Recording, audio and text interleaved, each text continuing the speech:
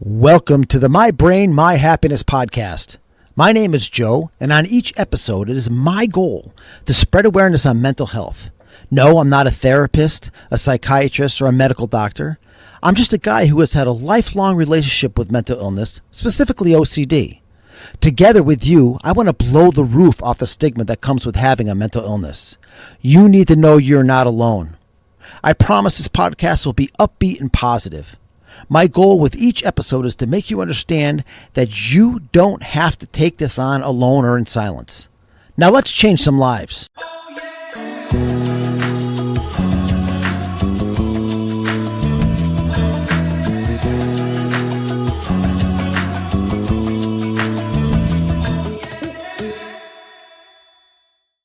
Hey everybody, it's Joe. Welcome to episode 19 of My Brain, My Happiness.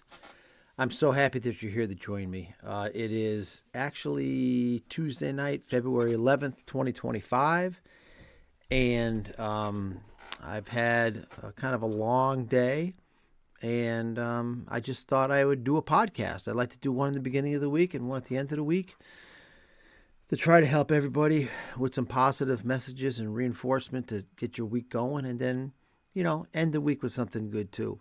Listen, my next episode, I think it's going to be my next episode. It's going to be a very special one. I'm going to have another guest, and this guy is probably one of the strongest minded individuals I know due to the fact that he was diagnosed at an early age with Parkinson's disease and then had the unfortunate diagnosis of ALS within the last few years. Now, it's rare enough to get diagnosed with Parkinson's disease at 48, but then to have an ALS diagnosis on top of that, I don't know, 15 or 20 years later, however long it's been, it's like 20 years later, is extremely rare, like lottery ticket winning rare. It just doesn't happen. Anyway, it's going to be a great episode, and I can't wait to have him on.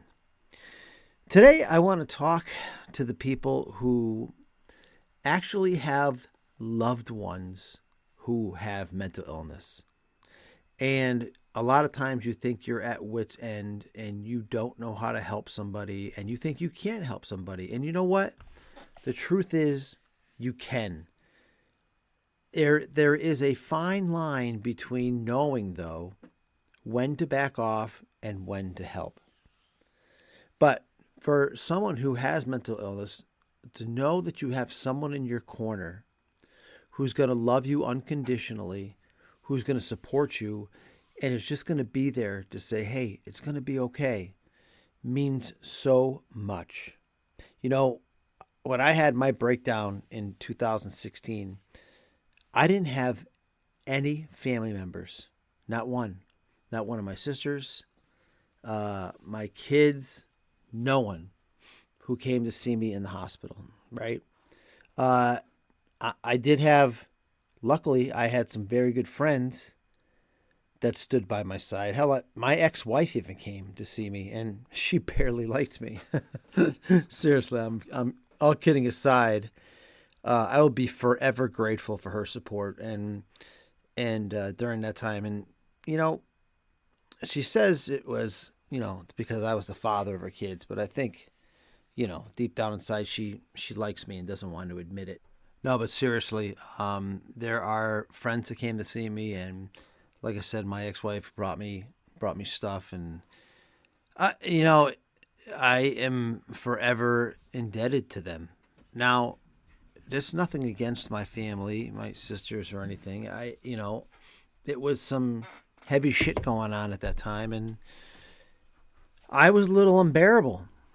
And maybe they didn't want to see me that way, or they didn't want to see me in a mental hospital. I'm glad that my kids didn't come see me. So I don't know. I don't know how I feel about it. I think about it once in a while, but it is what it is. It was a long time ago now. You're talking almost 10 years ago. But if you do have a loved one that suffers from mental illness, how can you help? You need to be prepared. And there are things that you can do that will help a lot to alleviate the pain and the suffering for all of you. And I wish that there was people in my life that knew about this stuff when I was really struggling with my OCD. I still struggle with it, but not like I was back then. So here's the first thing you need to do, really. And this is extremely important. If you have a loved one who's been recently diagnosed with a mental illness, you need to accept that situation. You need to accept it. Okay? There's still this stigma that goes with having a mental illness, but we got to learn how to talk about it.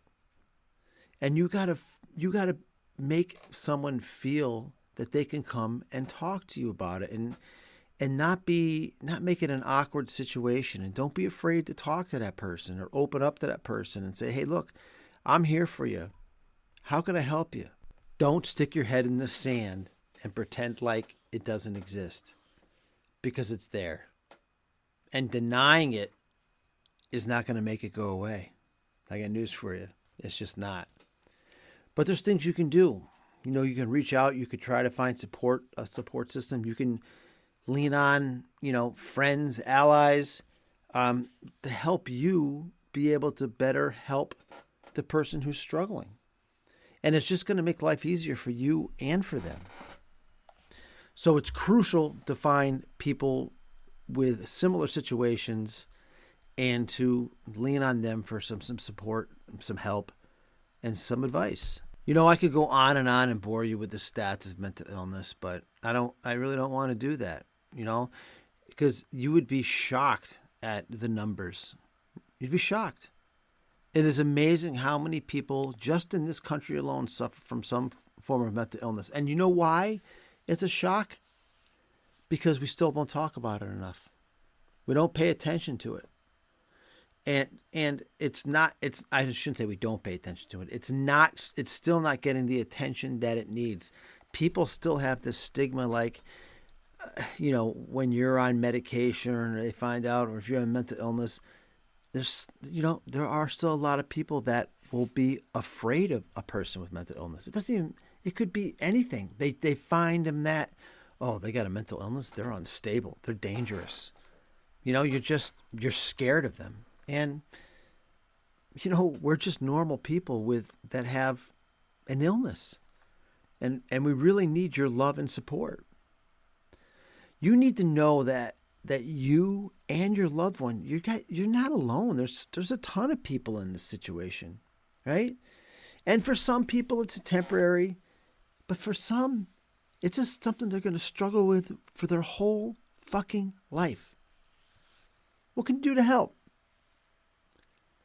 Number one, one of the things you do is make sure that your help is wanted. It is a two-way street, right? It's got to be, and there's got to be some mutual understanding. What does somebody want from you? And what can you do? Even if you see them suffering and want to help, you can't live their lives for them. Just always listen. And listen carefully. What they will always want is your love and reassurance. That much I can tell you. They may not want your advice. They may not want you to tell them, just think about all the positive things you have in life. Oh, that fucking pisses me off so much. Especially with OCD. And I know people mean well, and I shouldn't say it pisses me off, but when someone tells me, just think of something positive.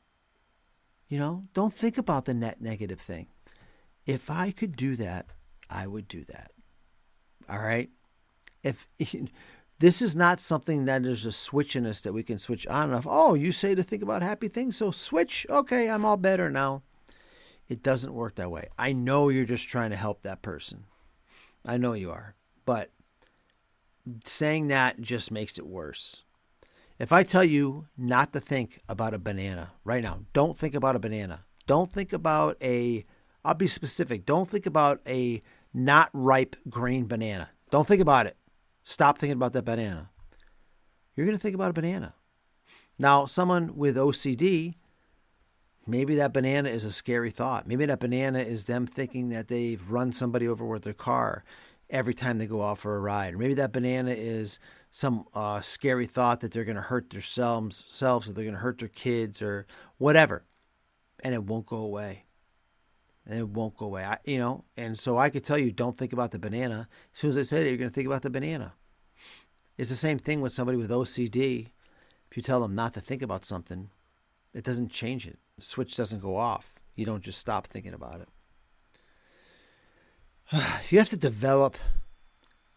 You have to also really develop a thick skin, because sometimes we will lash out at you.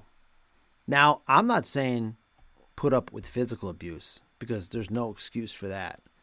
But you got to have a thick skin and try not to take things personally.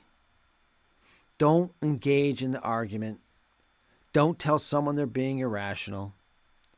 Sometimes you just need to kind of walk away, weather the storm, and just try to be forgiving.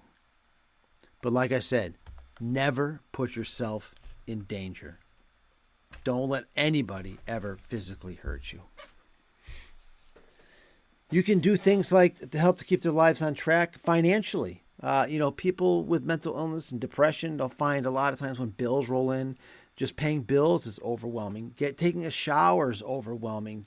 Keeping things picked up or tidy or brushing your teeth, all of this is overwhelming. And you can give them just that little bit of guidance, that little bit of a shove to say, hey, did you take a shower today? Or, maybe you want to go over these bills together. Maybe I can help you, get these things organized here and we can get these things paid. I'm not saying give them money. If you can afford to give somebody money and help them out, that's one thing. But, I'm just saying that people are going to get overwhelmed with life, and you can help your loved ones by just trying to keep them on track. You have to know what decisions you can live with. People will say sometimes, people who don't know you, or I shouldn't say people who don't know you, people who don't really know the situation will say you're doing too much. But they can be completely wrong. You decide how much you want to do. No one else decides that for you. If you feel like you are doing what you need to do to help your loved one get through their mental illness and be able to live a happy and productive life, and it seems to be working, and nobody's arguing, maybe their therapist is happy, it doesn't matter what other people think. I still use the old Mel Robbins. I don't know if you know who Mel Robbins is. She's a motivational speaker, author. She's just fantastic. Got a podcast that I think is great. And she talks about the let them theory. Just let them. Let them be who they're going to be, and you be who you're going to be. And don't let them impact you. So you say, let them and let me. Let them be them and let me be me. It's life-changing. When you can learn how to do that, it is absolutely life-changing. It's okay also to just be a sounding board to people when they're struggling. And maybe you're able to talk to other family members and help them understand what's going on with the individual who's struggling. Now, that's with the individual's permission, of course. You don't want to go blabbing somebody's, mental, instability or mental illness to other people if they don't want you to do that. But you can help other people understand what that person's going through and what you're going through, trying to help them. It's not easy to live with somebody with a mental illness. It's not easy to be able to, not be able to fix a problem when you just want that person to be happy because you love them so much. You need to develop a close enough connection to recognize when your loved one needs intervention or some extra help. You know what? You can always develop a check-in system. Fucking call them every day. Check in with them every day. Say, hey, how are you doing? How's it going today? Because there might be that one time where you call them and they just don't sound right. And they're saying they're having a rough day. And then you know what? You go and you check on them. And maybe that's the day you saved their life. Because they were really in a bad place, in a dark spot. And you recognized, because you have this daily check-in system, and you really got to know them, and you understand the red flags, and you know when they're happy, you know when they're sad, and you recognize, someone who's struggling on a particular day, you could save a life. That's a lot of power, and that is something that the world needs to be better at. We need to be better at recognizing the stigma. I mean, recognizing that when the need to spread awareness on mental health, and we need to lift that stigma. We just do. So, as you can see, there's a lot you can do to help. But please, don't forget, you need to help yourself too. Help yourself first. Being with somebody and loving somebody who has a mental illness can be taxing on you. And you need to find your outlet too. Get educated about their condition. Find out what meds they're on. Find out what the doctor's name. Research a little bit. It'll help you better understand what exactly it is they're going through. They may not know how to explain it. It's just like when I had OCD, I have OCD, but the thoughts are like sometimes humiliating. They're embarrassing. You don't want to talk about them. So when you learn about the condition they have, you can help better communicate with them and talk to them on a different level. You're not going to play doctor. All right? Listen, I am never, ever going to say to try to take the place of a therapist. If a person has a mental illness and they're suffering, they need to be in therapy. They shouldn't be suffering in silence. And for those of you who have mental illness and you still haven't gone to see a therapist and you're still questioning, intrusive thoughts that you're having in your head, or you're doubting yourself, or you're thinking about, life would be better if you weren't here. It's not true. Life would not be better if you weren't here. There's so many people that love you, and you would just leave a wake of pure devastation, right? Suicide, and I don't want to get this dark, but suicide is a permanent fix to a temporary situation, right? There is no coming back from that. But there is hope for getting over depression, anxiety, OCD, bipolar. There are things to regulate that. You just need to stand up and speak up and get help. It's so, so critical to do that. The last thing I want to say to you guys, and it's really important, and it's important to me because my friends and my family are like this, and that's just to love unconditionally. If you can just love somebody for who they are and not judge them for something that they have, the world will be a better place, and you will help a person overcome and deal with whatever adversities they have coming their way. Mental illness is not something anybody should be ashamed about. And you, if you don't have it, shouldn't be ashamed or afraid to speak up and go talk to somebody who may be just afraid to talk to anybody.